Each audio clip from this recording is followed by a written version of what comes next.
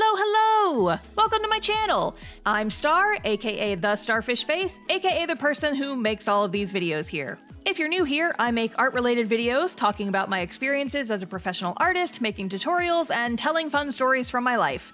I started doing YouTube stuff in summer of 2022, and seeing as I've gained over 50,000 subscribers in the last 4 months, I'd say that people have been enjoying them.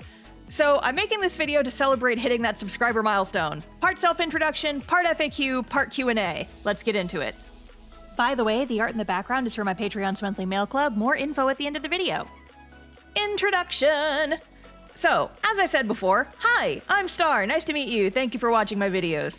I'm a full-time freelance comic artist, illustrator, VTuber, writer, small business owner, podcaster, and as of last year, a YouTuber. I've got a lot of stuff going on and a lot of cool projects I work on, so I want to take a minute and introduce you to all of them. Links for all of these will be down in the description. First and foremost, I make a fantasy adventure webcomic called Cast Off. The story follows Vector, a young shut-in with glowing eyes, who has always dreamed of seeing the world, but is instead trapped inside his own home due to the fact that anyone who makes eye contact with him is suddenly overcome with intense fear. Until one day, a bounty hunter named Ariana appears, who is seemingly immune to his fear-inducing gaze. At first, Vector thinks he might be able to finally make a friend, until she kidnaps him and drags him to the Capitol on false charges. As for what happens after, well, no spoilers, you'll have to read it for yourself. The comic has been running since spring of 2015 and can be read for free on castoff-comic.com, with new pages releasing every Monday and Friday. I'm also currently working on getting a printed edition of the comic published, so keep your eyes open for that in the future. I also go to a lot of anime and comic conventions, selling the art I make in the artist alley or running panels. For merch, I make a lot of keychains, pins, and stickers. Right now it's a mix of fan art and original stuff, but I'm working on transitioning to more original work. As for convention panels, I mostly run ones on how to make and market webcomics, which is what eventually led me to writing a book on the subject. How to Webcomic: The Ultimate Guide to Making Online Comics is a book I originally published in 2021, with a new edition being released later this year. The book aims to teach you everything you need to know to make a successful webcomic, based on everything I've learned over doing it for the past decade. You can get the book and other stuff I've made on my online shop, TheStarfishface.com. I am also a VTuber, and I stream art and games on my Twitch and YouTube channels a few times a week. You can check out the live tab on my channel to check my stream schedule and see past art streams. I also do video game streams occasionally, but my gaming streams get archived on my second channel, TheStarfishface, etc. I like to keep this channel tidy and mostly focused on my art stuff, you know how it is. Next up, I'm one half of a podcast called Idle Days, a show where my co-host Sarah and I talk about different idol anime each episode. Our commentary is a mix of educational and comedic because we like talking about the shows and the stories and the characters, while also making a whole heck of a lot of jokes. We have a running conspiracy theory that all idol anime actually take place in the same universe, and the key thing tying them all together is Sonic the Hedgehog. It's very silly, but we have a lot of fun with it. Anyway, check out the Idle Days podcast, available wherever you get your podcasts, and also on our new YouTube channel at Idle Days Pod. Additionally, I'm also a player on the D&D show What's Left of Us, where I play Emery Black, a grumpy tiefling fighter trying to get her life back after getting killed and replaced by a doppelganger. Kinda. Sorta? It's complicated. Go watch the show. You can catch up on the series so far and watch new episodes live on our DM The J Corns channel. Link is down below. And lastly, of course, I make YouTube videos. At the moment, I make a mix of storytime videos and tutorials, talking about art, making comics, random stories from my life, and all that good stuff. I kinda stumbled backwards into doing YouTube, honestly. I originally just used this channel as a way to archive my Twitch streams, but when my How to Make Webcomics live stream recording ended up getting super popular, I was able to hit YouTube Partner and started earning a little bit of pocket change from the channel. And since I enjoyed watching videos from other artists, I figured it might be something fun that I could do as well. So I did. And now, here we are. Once again, if you're interested in checking out any of the stuff I just mentioned, all the links will be in the description below. Please subscribe to my other channels, listen to my podcast, watch our D&D show, etc., etc. Okay, shilling over. Let's move on to the FAQ section. These are questions that I get really frequently on my videos, so we're covering them first before moving on to the general Q&A. Is your name actually Star? Kinda, yes. Star is technically a shortened version of my first name, but people have trouble spelling and pronouncing my full first name, so I just chopped the last few letters off. people know how to spell star. It's a shape. Better for my SEO. Where did the name TheStarfishface come from? When I was growing up, a bunch of my friends called me Starfish, and another friend called me Starface, and I thought those nicknames were cute, so I just smooshed them together. Originally, I was just Starfishface, but that username was taken on Twitter, so I just put the in front of it. A bit pretentious, I know, but I couldn't think of anything else at the time. And since I like keeping my username consistent, I eventually just became the Starfishface everywhere. What tools and programs do you use for your art? My main setup is a Huion Canvas tablet hooked up to my PC, and my travel setup is an iPad Pro with Procreate. I use a combination of Clip Studio Paint and Procreate for most of my art. I typically sketch in Procreate because it's easier for me to crank out quick sketches on it, but anything that's inked and colored I use Clip Studio for. I don't really enjoy doing anything besides sketching in Procreate because I find inking and coloring in the program to be pretty miserable, so Clip Studio Paint is my ride or die art program. What brush do you use? People ask me this so often, and unfortunately my answer is really boring. For 99% of the art I do, I just use your basic default hard round brush. It's the most basic brush imaginable, and it's the default on pretty much every single art program. In Clip Studio Paint specifically, it's called the G Pen. I sometimes ink backgrounds with the real G Pen tool in Clip Studio, which is basically just the regular G Pen tool but with a little bit of texture to it. And I sometimes use custom brushes for small repetitive details, but aside from that, it's all your regular boring round brush. As for how I get my line art so smooth, steady hand from years and years of practice, baby. Clip Studio Paint has a stabilize function, but I generally only keep it on about 10% intensity just to help smooth out any line tapers. If I set it too high, it slows down my drawing speed and it gets really aggravating. What college did you go to, and what did you study? I got my art degree from Savannah College of Art and Design with a major in animation and a minor in storyboarding. I fully intended on getting a job at an animation studio after I finished college, but that didn't really work out. But I still use a lot of what I learned studying animation and apply it to my comics and illustrations, so I'd say it worked out okay. How long does it take you to make your videos? Not very long, actually. All the art in my videos is art I was already doing. I just got in the habit of hitting record before drawing, and now I have a ton of art footage that I can use in the background of my videos. The part that takes the longest aside from that is scripting, which usually only takes a few hours for a 20-minute video. After that is recording the audio, which I usually do in one take and just edit out any mess-ups, and then editing the video together only takes a couple of hours at most. On average, a 20-minute storytime video will only take me 2 to 4 hours to edit. Honestly, the appeal of making this kind of video is that I can do it relatively quickly and easily. That's how I'm able to upload so frequently on top of everything else I have going on. Would you ever consider animating your storytime videos? While I do have an animation degree and could animate my story times if I wanted to, it's not really in the cards right now. So as much as I would like to, probably not. The appeal of the style of videos I make now is that I can put them together pretty easily, but even making a simple sketchy animatic would take hours and hours of work, and to be honest, I don't really have that kind of time. I have considered making little talk sprites I can put in the corner of my videos in the future, but that'll have to wait until I have more time to draw all the sprites I'd need, and right now my free time is, very limited. How long does it take you to make a comic page, and what does your process look like? I work on my comic pages in small batches, so it's a little tricky to say how long a single page takes by itself. Plus, how long a page takes will heavily depend on how much detail goes into the page. Pages with complicated backgrounds and lots of characters in the scene will take a lot longer than a page with minimal backgrounds and only 1 or 2 characters, for example. But on average, sketching usually takes an hour or 2, inking takes 1 to 3 hours, flat colors usually take about 10 to 30 minutes, shading and rendering takes about 2 to 3 hours depending on the complexity. So your average comic page takes anywhere from 5 to 10 hours from start to finish. And the only reason I can do them so quickly is because I've spent years learning how to draw really efficiently to combat my remarkably short attention span. Basically, if I can't get a piece of art done in 1 or 2 sittings, it's never getting done, and so this is a method that I've developed to combat that.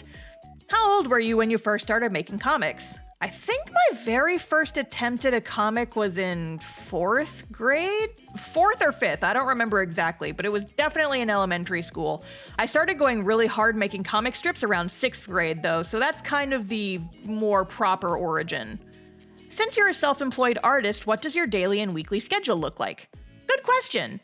For my day-to-day schedule, I usually wake up at around 7:30 or 8-ish, roll out of bed, feed my kitties, take half an hour or so to eat breakfast and watch some random videos on YouTube, then get started on whatever work needs to get done that day. I'll work for a few hours until I get tired, which is usually around 1 or 2 p.m. At midday, I like to take a break, grab lunch, and maybe take a little power nap. I don't often sleep during my nap time. I just spend an hour laying in bed and looking at TikTok or playing a video game. Something low energy that isn't work.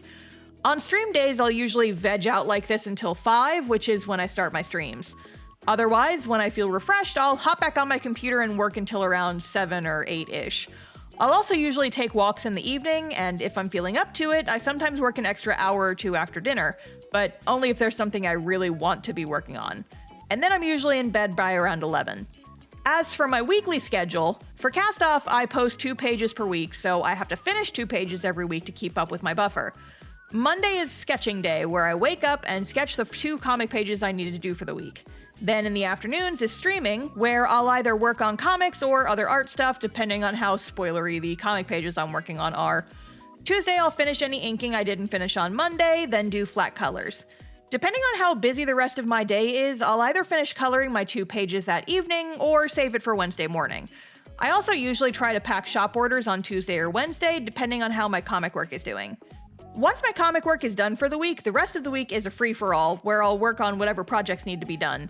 This usually includes working on videos, doing other non-comic artwork, making merch for my shop, scheduling social media stuff, doing chores around the house, running errands and adulting, all that good stuff. In addition to my work, I'm also in a few D&D games currently. My Thursday game usually takes up a large chunk of the day, and I also DM a game for friends on Saturday evenings, so a chunk of my Saturday is usually spent planning for our D&D games later that day.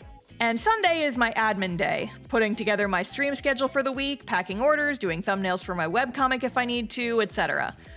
I don't often get full rest days, but I try to take half days a few times a week where I just veg out and let myself rest, maybe go shopping, do something outside the house. Usually that happens in the latter half of the week. It's busy, but I make it work. How did you develop your art style and what were your biggest artistic influences? A lot of my artistic influences came from media I consumed growing up. The World Ends With You, Rune Factory, Pokemon, Studio Ghibli movies, etc. In general, I find myself drawn to artists who use thick line art and lots of spot blacks in their work. A distinctive and interesting line art style will always grab my attention more so than anything else. A really good example of this is actually Graffiti Smash, a Japanese mobile game that I've never actually played, but I love the art style so much I actually own some merch from it. The character designs and art style are just so lovely, and I just like to stare at them sometimes. Etrian Odyssey is a similar example. I've never played the games, but I adore the character art and have lots of it saved on my Pinterest. As for how I developed my style, I did it the same way as any other artist would. Messing around, experimenting, taking inspiration from other artists I like, and adding my own personal flair. A fun fact though, one of the reasons I ended up using a thicker line art style is because I had pretty shaky hands growing up. When I worked in traditional art more, I'd often accidentally mess up a line or color outside of a line in the drawing. Then I'd end up making the line art thicker to cover the mistakes I had made. Eventually, I ended up getting attached to the look of the thicker line art, and even though my hands are steadier now and I could do thinner lines if I wanted, it's kind of become one of my art trademarks. Sometimes your weaknesses really do become your strengths. It certainly worked for me. Do you ever go to conventions? Absolutely. I do Artist Alley at multiple conventions a year. I mostly do cons in the Central Texas area since that's where I live, but I occasionally do cons in Atlanta since I have friends out there. I'm also trying to travel to out-of-state conventions more. For a full schedule of all my upcoming events, I have a list on my website, linked down in the description. One other thing I'll mention in this section, if there's a convention you'd absolutely like to see me at, you should consider asking the convention to invite me as a guest. I'd be happy to run panels about making webcomics and other art-related topics, and being invited as a guest makes it a lot easier to plan trips to places I wouldn't otherwise go. Just putting that out there. Will you ever do a face reveal? I already have. You gotta go find it yourself though. Would you ever do a collaboration with other streamers or YouTubers? Sure, I'm not opposed to the idea. I mean, heck, the D&D series I'm in is a big collaboration with several other Twitch and YouTube folks. Go watch our show What's Left of Us, by the way, link in the description, wink. My biggest problem with doing collabs is that I'm shy and not good at reaching out to people for stuff like that, so yeah. If your channel continues to do well, do you think you'd ever become a full-time YouTuber? If I'm being completely honest, probably not, actually. I've always considered my webcomic to be my main thing, and while I'm having a lot of fun with YouTube, I wouldn't want my comic to take a backseat to making video stuff. I've always seen YouTube as a supplement to my comic work. The better a project does, the more time I can put into it, so my hope is that the channel will continue to do well so I can focus more on video content instead of relying so heavily on my online store to provide most of my income. But I wouldn't ever want to rely solely on YouTube. I mean, I'm the queen of taking on financially unstable careers, and the thought of having to rely on just one makes me really nervous, if I'm being honest. Diversify your income, yay! And now, we're on to the more general questions. It's time for the Q&A! What's your zodiac sign? Gemini. My birthday's June 13th, if you're curious. Do you have any pets? I have 2 cats. Molly, my 4-year-old tabby who communicates mostly through peeping at me, and Milo, my 1-year-old tiny little war criminal who follows me around and screams at me constantly. They're both girls, by the way. The shelter said Milo was a boy, and by the time we found out they were wrong, I was already attached to the name, so she's Miss Milo. What's your favorite color? Red. Specifically red with just the smallest amount of pink mixed in. This red. This one right here. But also blue and also purple and also this specific color scheme. I use it in my comic a lot. What's your favorite animal? Lobsters, zebras, snow leopards. Actually, I like pretty much any big cat. I just like snow leopards because their tails are so big and floofy. Foxes are cute as hell too. What's your favorite food? Mushrooms. Mushroom pizza, mushroom burgers, pasta with mushrooms in the sauce, risotto, pretty much any dish with mushrooms I'm guaranteed to like. They gotta be cooked though. Stuff like raw mushrooms on salad just does not do it for me. I also have a really massive sweet tooth and eat a lot of pastries and things like that, so if it's sweet, I will probably enjoy it. What are your favorite anime, movies, shows, etc.? For movies, my #1 favorite is How to Train Your Dragon, the original one. I'm meh on the sequels, to be honest. Aside from that, Spider-Verse, Wolf Children, Spirited Away, and Your Name are some of my favorites. For TV shows and anime, Full Metal Alchemist, The Idolmaster, Death Note, specifically Season 1, I don't give a crap about Season 2, Ouran High School Host Club, Avatar The Last Airbender, and others that I am probably forgetting. Oops. What are your favorite games, and will you ever stream any of them? Some of my favorite franchises are Rune Factory, 4 is my favorite, but I love all of them, Zelda, Wind Waker and Breath of the Wild specifically, Ace Attorney, Fire Emblem, Bravely Default 1 and 2, Pikmin, Pokemon, Okami, etc. There's a bunch of games that I'd love to stream, but I haven't yet. Like, I did a full playthrough of Bravely Default 2 a few years ago, and I'd love to stream the first game, but that would require me to figure out how emulators work, or for Square Enix to release a Switch port. Please, I'm dying over here. Please, please, please. What were your biggest inspirations when making Cast Off? Full Metal Alchemist and Avatar The Last Airbender are the 2 biggest inspirations for the series. Earlier concepts also took a lot of inspiration from Code Geass, of all things. Some of that is still present, but most of it was written out or tweaked over the years. Fire Emblem Awakening was also a big influence, but in kind of a roundabout way. I thought it was weird that a universe that has been at war on and off for centuries wouldn't have developed past using just swords and spears for combat, which is how Cast Off's mix of magic and technology came to be. And also, magic circles being a visual element in the series is entirely because I thought the magic circles in Awakening looked cool. A lot of people assume that D&D was an influence, but it's actually really not. I started Cast Off in 2015 and didn't know much of anything about D&D until almost 2 years later when I started listening to The Adventure Zone. By the time I got into playing D&D myself, I had already planned out the entire Cast Off story and setting, so if there's any D&D influence at all, it's very small stuff. How did you come up with the characters' personalities in Cast Off? I basically just took all my favorite character tropes and threw them at my cast page. What are your favorite character tropes? Shy characters with weird magic. Literally any character with interesting eyes or glowy eye effects. The happy ones that are secretly extremely traumatized and coping with being overly positive. Angry punchy blonde girls. Sad boys in general. All that tasty nonsense. If you could adapt Cast Off into another type of media, what would you choose? Most likely an animated series. Cast Off is kind of planned and paced like a 2-season anime. Chapters 1 through 10 are the first season, and chapter 11 and onward is season 2. Also, it started as a joke, but now I'm actually serious about it. If Cast Off ever gets an animated adaptation, I want it to also be a musical. It doesn't have to have a song and dance every episode or anything, but I want music to be present in some sort of way. Kind of like how Steven Universe and Adventure Time occasionally had songs. Something like that. Give me the tunes, please. How far ahead do you work on scripts for Cast Off? I used to be a lot further ahead in my scripting. Like, I was scripting chapter 8 while I was still drawing chapter 4 and 5. But then chapter 10 took me like 3 years to write, and I lost most of my writing buffer. Nowadays, I'm usually about a chapter ahead. For example, I'm drawing chapter 11 right now, but chapter 12 has already been entirely written, but is still being tweaked and polished. And the next few chapters after that are outlined, but haven't been properly scripted yet. I don't like to have anything less than that because my writing is the part that I'm most concerned about. I like to have plenty of time to go over my scripts over and over again until I'm really 100% satisfied with everything. How long do you think it will take you to finish Cast Off? Why would you ask me this? I am in pain. Jokes aside, it took me about 7 years to finish the first 10 chapters, and that's about half the storyline, so... I'll worry about it someday. Just don't worry about it. Just keep reading the comic. Don't worry about how long it's gonna take. Aside from Cast Off, are there any other stories that you're working on? Not actively at this very moment, but I do have a story that's been cooking on the back burner of my brain for quite a while now that I'd like to make into a comic someday. It's very different from Cast Off, though. It's a modern-day contemporary fantasy about a film school dropout whose roommate is a vampiric Twitch streamer. It's part rom-com, part exploration of parasocial relationships and the effect of social media on the modern generation in various aspects, with some supernatural stuff thrown in for funsies. But for now, it's in don't have time for this project purgatory. Folks in my live streams have said that I could make it a Patreon goal in the future. Like, once I'm making enough on Patreon, I could start posting pages for the vampire comic on a semi-regular basis.